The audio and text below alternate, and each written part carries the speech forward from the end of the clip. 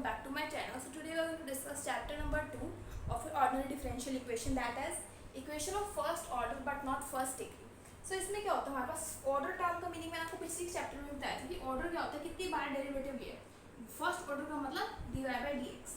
ऐसी इक्वेशन जिसमें dy by dx वाली टर्म्स उसको बोलेंगे हम फर्स्ट ऑर्डर, और इसकी पावर जो है फर्स्ट डिग्री में होती है, मतलब इसकी पावर 1 नहीं होनी चाहिए, 2 हो सकती है, 3 हो सकती है, any power can be, but 1 नहीं होती। इस टाइप की इक्वेशन को हम कैसे सॉल्व करेंगे वो देखते हैं।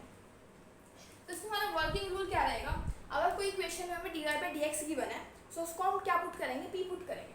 सपोज ये इक्वेशन आपको डायरेक्टली p में दे रखी है, अगर ये आपको ऐसे देता है इस इक्वेशन को dy by dx whole square minus 9 dy by dx plus 18 equals to 0, तो आपका फर्स्ट स्टेप क्या होता है, स्टेप नंबर 1 आप dy by dx को सब्स्टिट्यूट करते हैं p सब्स्टिट्यूट करने के बाद ये इक्वेशन बन जाती है।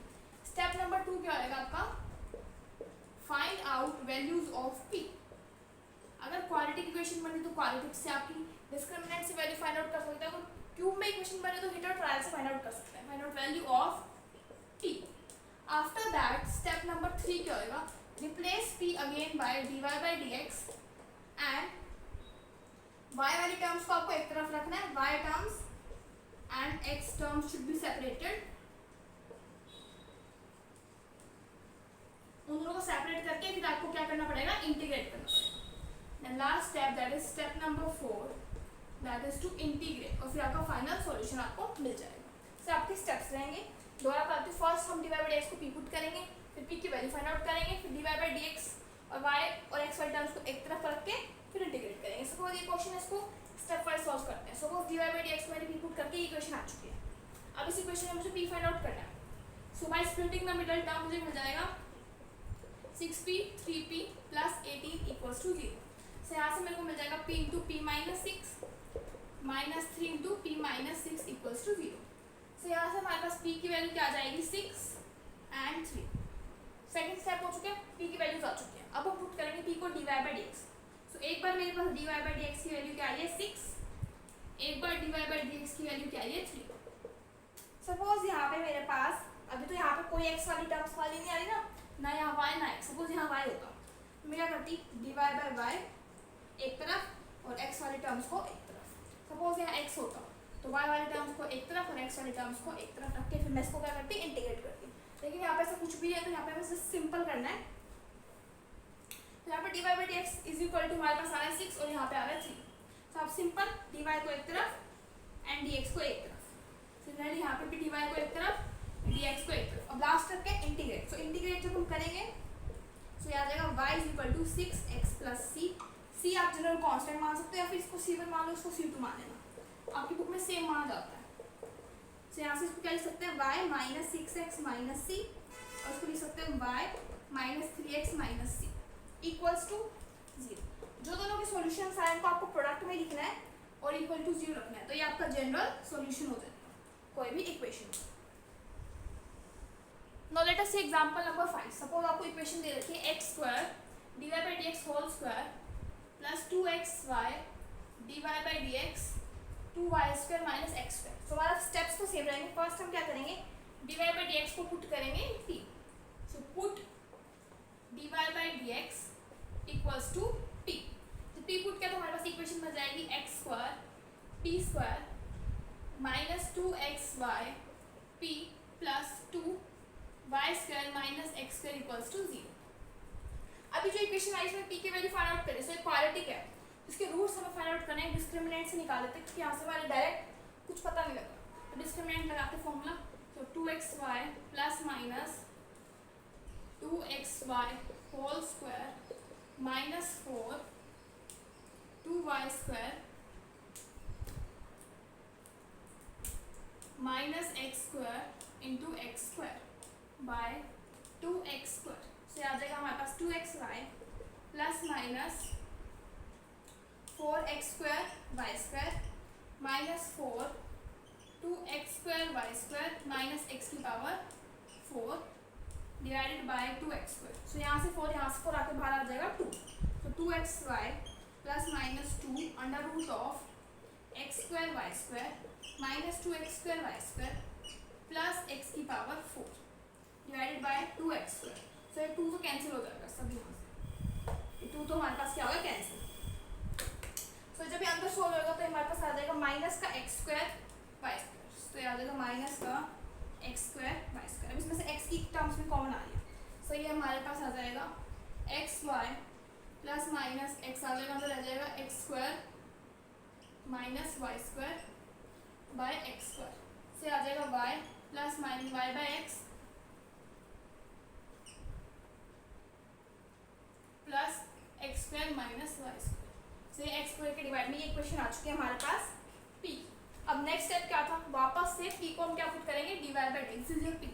सो dy बाई डी एक्स की वैल्यू हमारे पास है y plus minus under root of x square minus y square by x. अब इसको कैसे सॉल्व करेंगे, y वाले टर्म्स को एक तरफ x वाले टर्म्स को एक तरफ नहीं रखा जाएगा यहाँ पे। सो हमारे पास हमें दिख रहा है कि ये होमोजीनियस है, देखिए इसकी पावर 1 है, इसकी पावर 2 है, लेकिन ऊपर क्या स्क्वायर हो तो 1 है। सिमिलरली इसकी भी 1 है एंड इसकी भी 1 है, सो ये होमोजीनियस है। तो होमोजीनियस के केस में अगर आपको ध्यान हो तो हम y को पुट करते हैं vx। अगर यहाँ पे dy बाई डी एक्स है ना तो हम y को पुट करेंगे vx, अगर dx बाई dy होगा तो x को पुट करेंगे vy, अगर dx बाय dy होगा तो।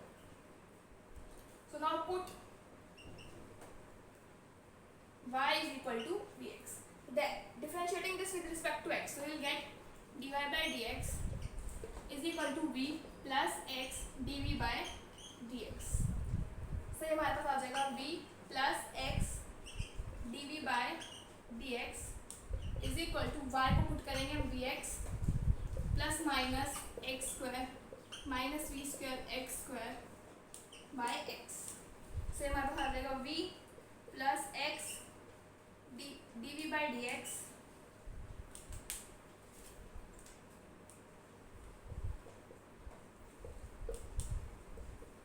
Is equal to v, x यहाँ से कॉमन आ जाएगा तो बच जाएगा under root of 1 minus v square, और x यहाँ से जब बाहर निकालोगे ना x को तो x आ जाएगा और x से x कैंसिल हो जाएगा, सो ये v से v भी कैंसिल, से आ चुका है x dv by d x is equal to plus minus under root of 1 minus v square. ये आने के बाद हम क्या करेंगे, v वाले टर्म्स को एक तरफ और x वाले टर्म्स को एक तरफ, से आ जाएगा हमारे पास dv by under root of 1 minus v square is equal to plus minus d x by x. अब हम लास्ट स्टेप क्या होता है, इंटीग्रेशन करना।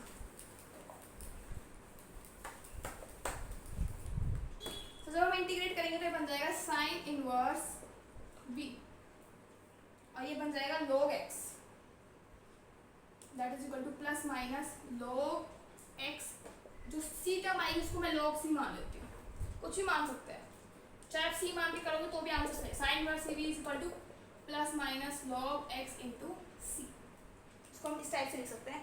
c को आप प्लस माइनस मान लेना क्योंकि ये प्लस और माइनस है तो ये प्लस माइनस, और इसको फिर हम log m plus log n क्या होता है log m इनटू n, तो दिस इज योर सॉल्यूशन। चाहे आप c मान के प्लस में c लिख दो उससे भी कोई फर्क नहीं पड़ना, कोई आपका आंसर को गलत नहीं करेगा, दिस इज योर सॉल्यूशन। तो let us see the next question, that is example number 6, p square plus 2py cotangent x is equal to y square. So हमें यहाँ पे p स्क्वायर में ऑलरेडी इक्वेशन दे रखी है, सो हमें dy by dx को p पुट करने की जरूरत नहीं है, तो सेम है, बस आपको यहाँ पे डिस्क्रिमिनेंट निकालना फिर सॉल्व करना है। तो डिस्क्रिमिनेंट देखते हैं क्या आएगा, minus 2y plus minus 2y cotangent x आएगा यहाँ पे, इसका minus 2y cotangent x 4y square cotangent square x plus 4y square by 2। यहाँ से 4 कॉमन निकालेंगे तो आ जाएगा माइनस, और कैंसिल भी कर देंगे 2 से तो आ जाएगा minus y cotangent x plus y square cotangent square x plus y square, y भी निकाल लेते हैं, और कोटेंजेंट स्क्वायर x प्लस 1 क्या होता है हमारे पास कोसिकेंट स्क्वायर x, से बन जाएगा माइनस y कोटेंजेंट x, 2 तो कैंसिल हो चुका है, plus minus y under root of cotangent square x plus 1, से बन जाएगा minus y cotangent x plus minus y, this is your cosecant x। से ये हमारे पास आई है p की वैल्यू, फिर हम p को पुट करते हैं dy बाई dx, से हमारे पास आ जाएगा dy by dx is equal to minus y cotangent x plus minus y cosecant x, अब y वाली टर्म्स को एक तरफ x वाली टर्म्स को एक तरफ, so dy by y is equal to minus y cotangent x plus minus cosecant x into dx. So integrating both sides. So integration of 1 by y is log y. So log y is equal to cotangent x का integration क्या होता है हमारे पास minus log of sine x. तो cotangent x होता है log sign x. तो याद रखो minus log of sine x आ जाएगा हमारे पास टोटल. कोसिकेंट x का होता है plus minus log of cosecant x minus cotangent x. अब मुझे दिख रहा है ये भी लॉग में ये भी लॉग में. कांस्टेंट आई उसको मैं लॉग में मान लेती हूँ. सपोज मेरा कांस्टेंट है log c. मैंने मेरा कांस्टेंट माना c. तो यहाँ पे जो हमारे पास प्लस माइनस का जो साइन है ना उसको हम प्लस वाला साइन लेके एक बार सॉल्व करते हैं. देन हम माइनस वाला साइन लेके सॉल्व करेंगे. सो एक बार प्लस वाला साइन ले लेते हैं. So we will get log y is equal to minus log sin x plus log cosecant x minus cotangent x plus log c. So log m into log m plus log n is log m into n. So that is log y is equal to minus log sin x plus log c into cosecant x minus cotangent x. So log m minus log n क्या होता है log m by n.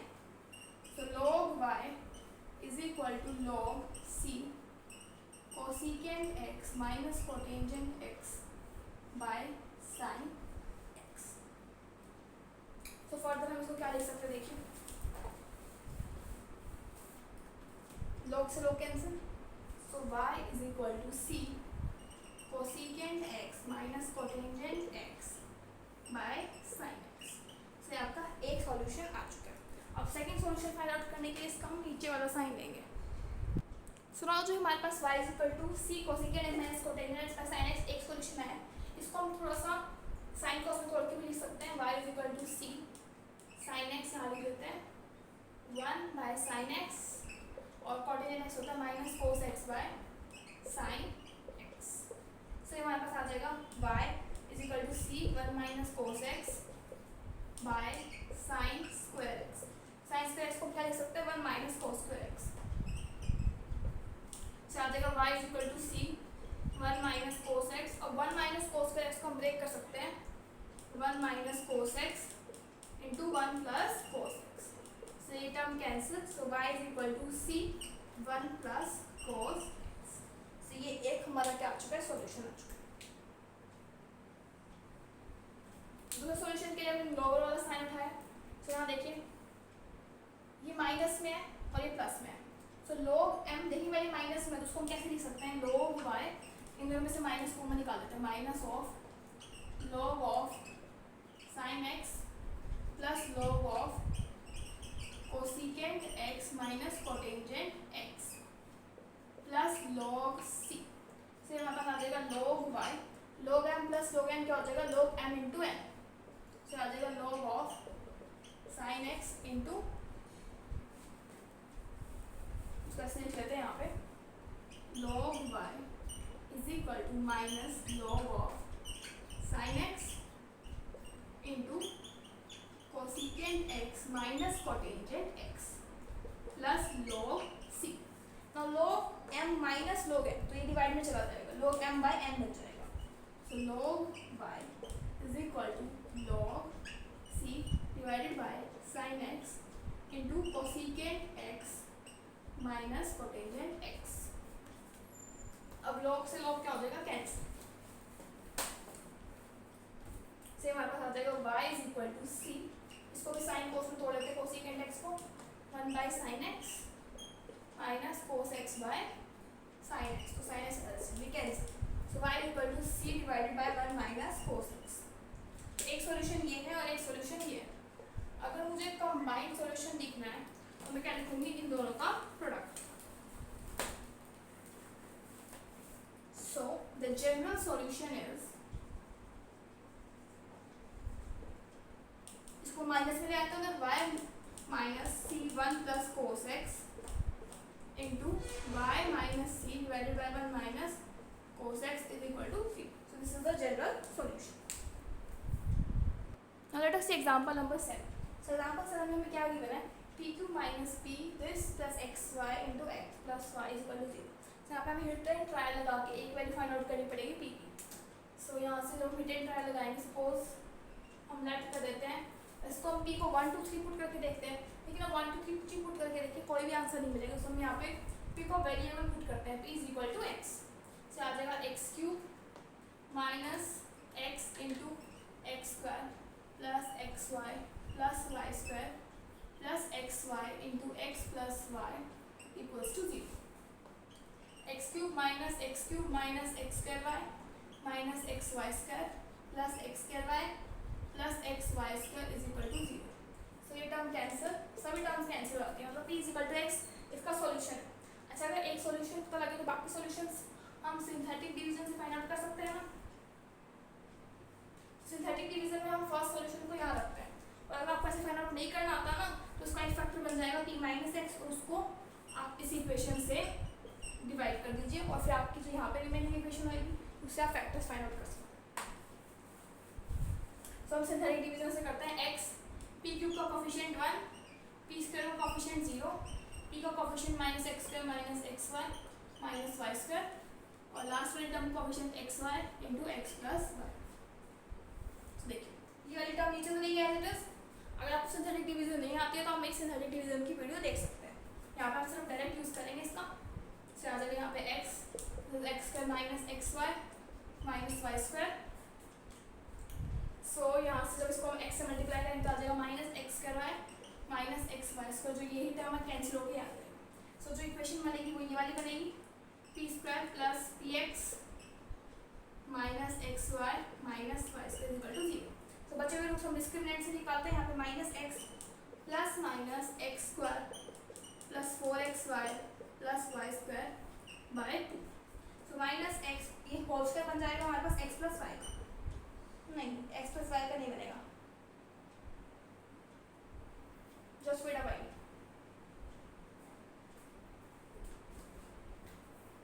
जब हम discriminant में यहाँ पे 4 से multiply करते तो इस वाली टर्म को 4 से मल्टीप्लाई करेंगे ना, सो अभी बन जाएगा x प्लस 2y का होल स्क्वायर. होल स्क्वायर से root cancel, this divide by 2. सो एक सॉल्यूशन बनेगा minus x plus 2y bye 2. दूसरा सॉल्यूशन बनेगा minus x minus 2y bye 2. तो एक सॉल्यूशन आ चुका है y, एक सॉल्यूशन आ जाएगा माइनस एक्स माइनस. तीनों सॉल्यूशन आ चुके हैं. तीनों सॉल्यूशन आने के बाद बहुत ही आसान है हमारे लिए.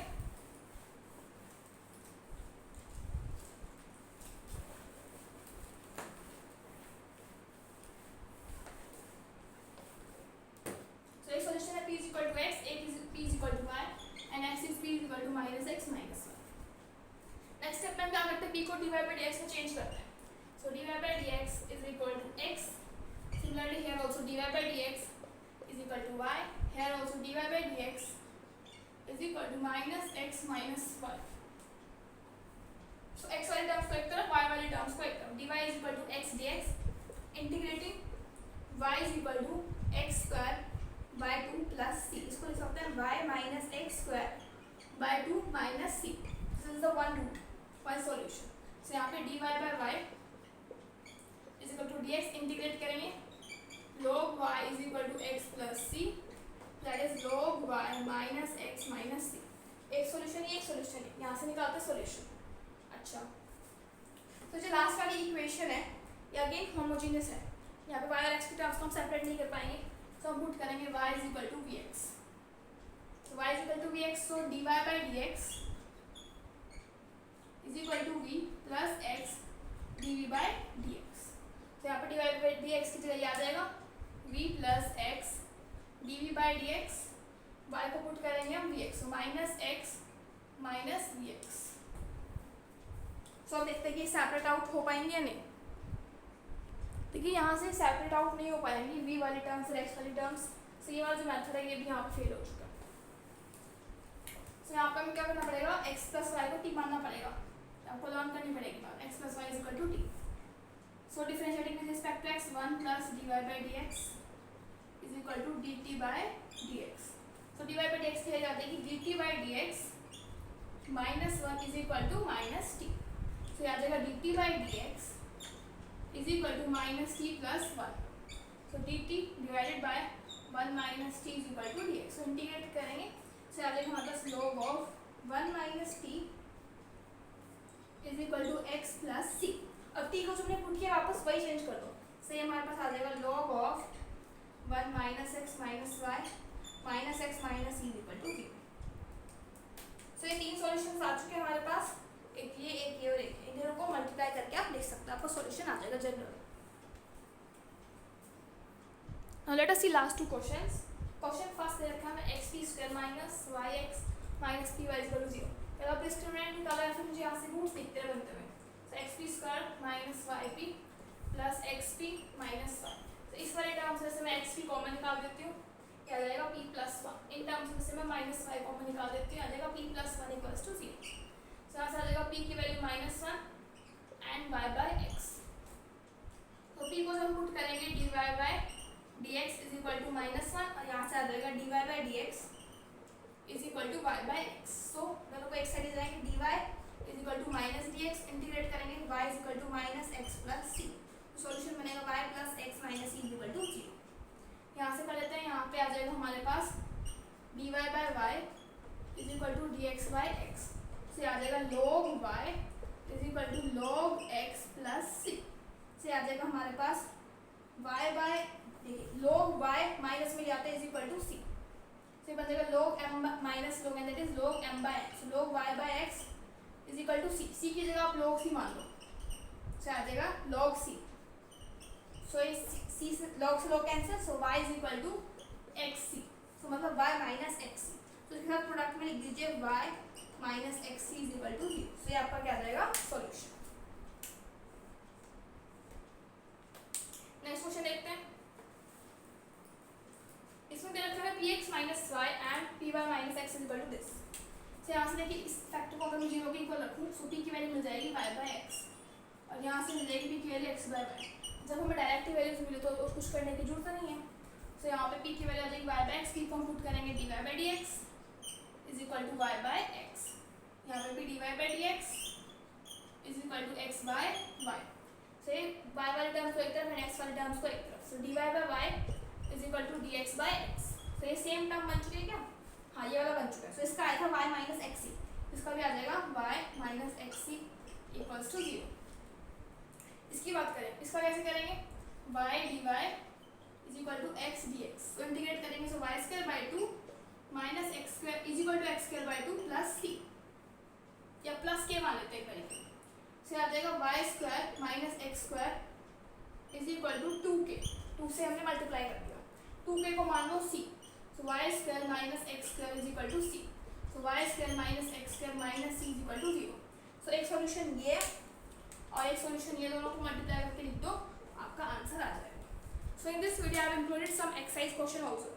सो try other exercise questions and I will be sharing the video of next exercise in the next lecture.